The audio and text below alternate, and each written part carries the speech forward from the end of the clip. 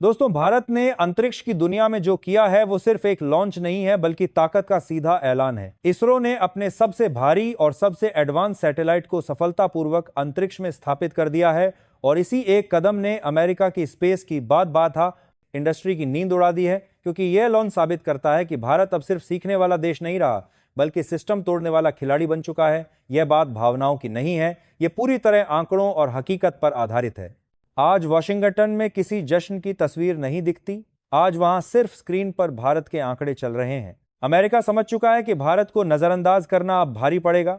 जिस नासा को दशकों तक अंतरिक्ष का बादशाह माना गया, आज वही नासा इसरो की लॉन्च क्षमता, लागत और सटीकता का अध्ययन कर रही है, क्योंकि भारत अब सीधा उनके बिजनेस मॉडल पर असर डाल रहा है। यह सैटेलाइट सिर्फ वजन में भारी नहीं है बल्कि इसकी टेक्नोलॉजी मल्टी लेयर है। High resolution imaging, long term mission, life autonomous control, multi payload support और रियल टाइम डेटा ट्रांसमिशन, ये सब वो क्षमताएं हैं जिनके लिए पश्चिमी देश अरबों डॉलर खर्च करते हैं। लेकिन भारत ने वही काम बेहद सीमित बजट में कर दिखाया है और यही बात अमेरिका को सबसे ज्यादा परेशान कर रही है। भारत को कमजोर समझने की आदत पश्चिमी देशों की पुरानी रही है। एक समय था जब कहा जाता था कि जिस देश में आज भी गांवों में लालटेन जलती है वो अंतरिक्ष में क्या करेगा। विदेशी अखबारों में कार्टून छपते थे जिनमें भारत को बैलगाड़ी और साइकिल के साथ दिखाया जाता था और सवाल पूछा जाता था कि ऐसे देश को स्पेस टेक्नोलॉजी की जरूरत क्या है। लेकिन आज वही सवाल पूछने वाले चुप हैं, क्योंकि वही भारत आज चांद के दक्षिणी ध्रुव तक पहुंच चुका है। इसरो की ताकत एक दिन में नहीं बनी है, यह दशकों की प्लानिंग का नतीजा है। भारत ने सबसे पहले बेस मजबूत किया, संचार, मौसम और पृथ्वी अवलोकन के सैटेलाइट, ताकि देश को किसी पर निर्भर न रहना पड़े।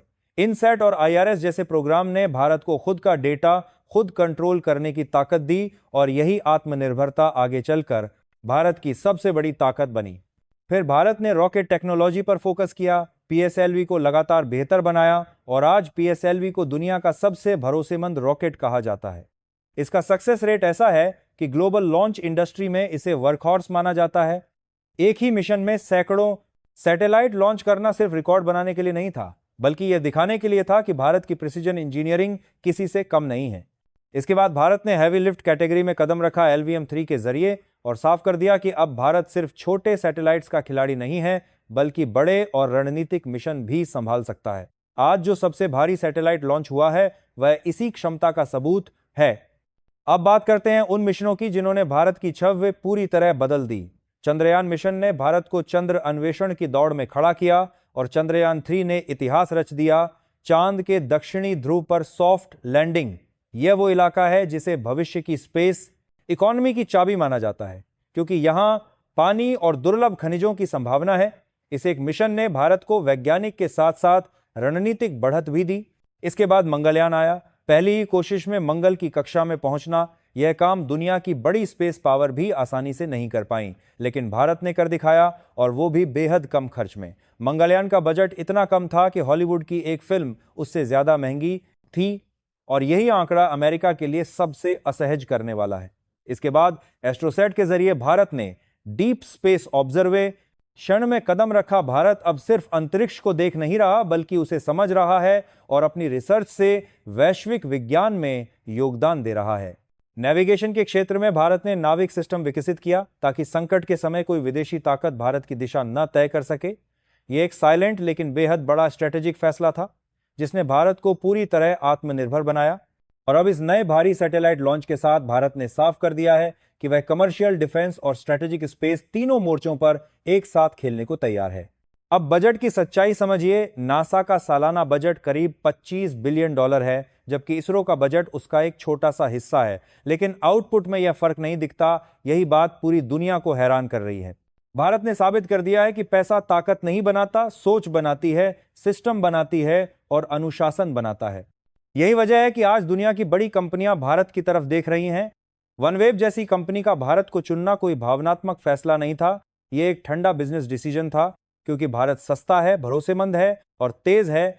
और यही तीन चीजें अमेरिका की सबसे बड़ी चिंता बन चुकी हैं, क्योंकि अगर दुनिया को एक बेहतर विकल्प मिल गया तो मोनोपोली टूटना तय है। दोस्तों, ये सिर्फ शुरुआत है। भारत ने अभी अपनी ताकत दिखाई है, पूरी क्षमता नहीं। आने वाले समय में भारत क्या करने वाला है अगर आपको यह न्यूज़ पसंद आई है तो वीडियो को लाइक जरूर करें, चैनल को सब्सक्राइब करें, इसे ज़्यादा से ज़्यादा शेयर करें, बेल आइकन दबाएं और कमेंट में अपना शहर का नाम लिखते हुए जय हिंद जरूर लिखें।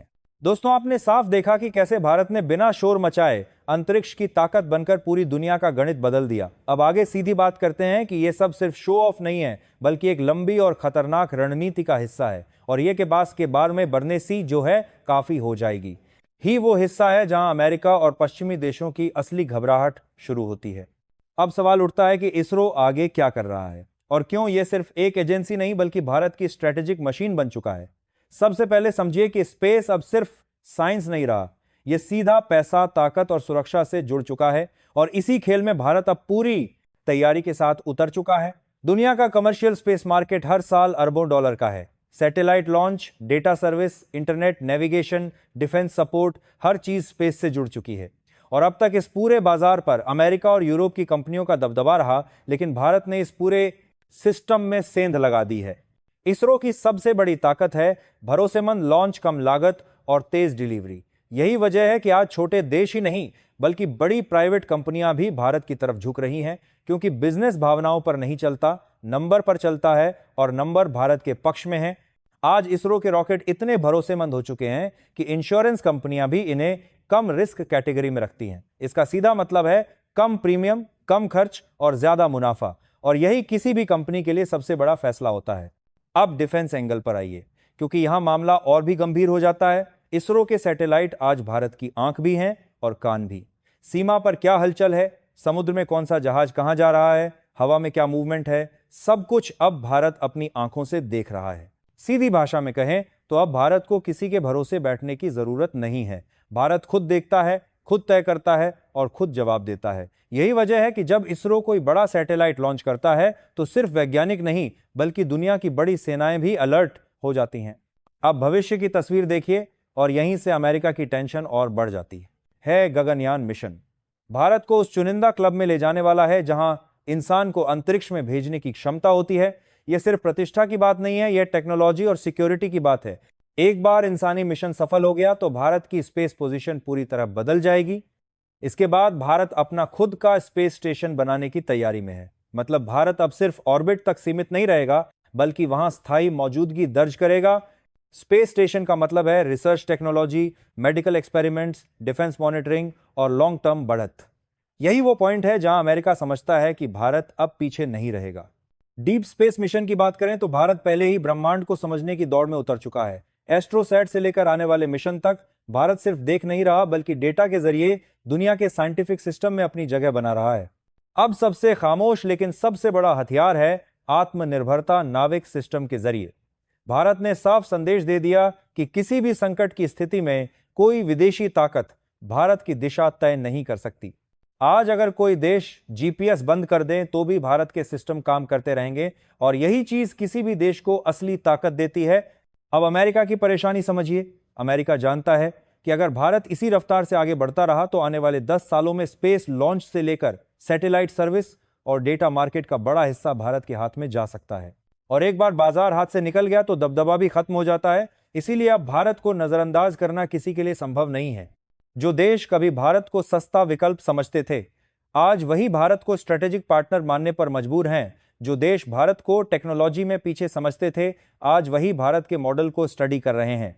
भारत ने कभी शोर नहीं मचाया, भारत ने काम किया और आज वही काम दुनिया को बोलता हुआ दिख रहा है। दोस्तों, यह सिर्फ इसरो की कहानी नहीं है, यह उस भारत की कहानी है जिसने साबित कर दिया कि संसाधन कम हो सकते हैं लेकिन सोच और इरादा अगर बड़ा हो तो इतिहास बदला जा सकता है। आने वाला दशक स्पेस का दशक है और भारत उसमें सिर्फ हिस्सा नहीं लेने वाला बल्कि दिशा तय करने वाला देश बनने की तरफ तेजी से बढ़ रहा है। अगर आपको यह सच्चाई पसंद आई, अगर आपको अपने वैज्ञानिकों पर गर्व है तो इस वीडियो को लाइक जरूर कीजिए, चैनल को सब्सक्राइब कीजिए, इसे ज्यादा से ज्यादा शेयर कीजिए, बेल आइकन दबाइए और कमेंट में अपना शहर का नाम लिखते हुए जय हिंद जरूर लिखिए।